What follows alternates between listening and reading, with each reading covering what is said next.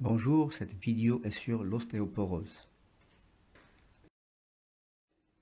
La définition de l'ostéoporose, c'est une maladie du squelette caractérisée par la diminution de la masse osseuse et le déficit en calcium au niveau des os.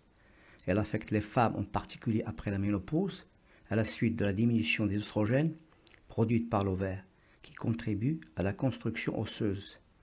La fragilité des os chez la femme commence au milieu de la vie et augmente avec l'âge, surtout si la nourriture est déséquilibrée et ne contient pas une quantité adéquate en calcium et s'il n'y a pas assez d'exposition au soleil.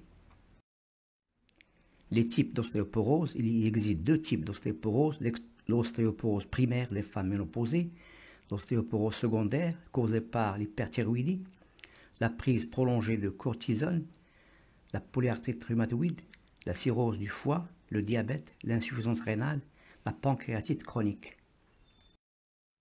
Les signes cliniques de l'ostéoporose. L'ostéoporose se développe souvent sans symptômes cliniques, parfois on note des douleurs osseuses. Souvent le diagnostic est fait tardivement, parfois après une fracture à la suite d'un léger choc. Les os les plus exposés sont les os du poignet, les os de la hanche et les os de la colonne vertébrale.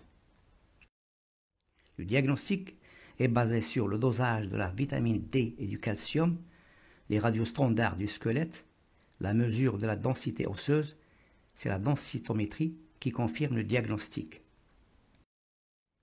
La prévention de l'ostéoporose nécessite une alimentation équilibrée, riche en calcium, en vitamine D et en protéines qui sont nécessaires à la construction du tissu osseux. Les besoins quotidiens en calcium sont de 900 à 1000 mg par jour pour un adulte. Il faut manger des produits riches en calcium, le lait et les produits laitiers, les féculents comme les fèves, les lentilles et autres, les amandes, les poissons gras, sardines, saumon et autres. Les besoins quotidiens en vitamine D sont de 5 microgrammes par jour pour un adulte et jusqu'à 10 microgrammes par jour pour une personne âgée. La vitamine D est nécessaire à l'absorption du calcium et sa majeure partie est produite par l'exposition au soleil. Seulement 10 à 20% des besoins proviennent de l'alimentation. Le sport active le tissu osseux. Il doit être pratiqué au moins 30 minutes par jour. L'exposition au soleil aide le corps à produire de la vitamine D et cette exposition doit durer au moins 15 à 20 minutes par jour.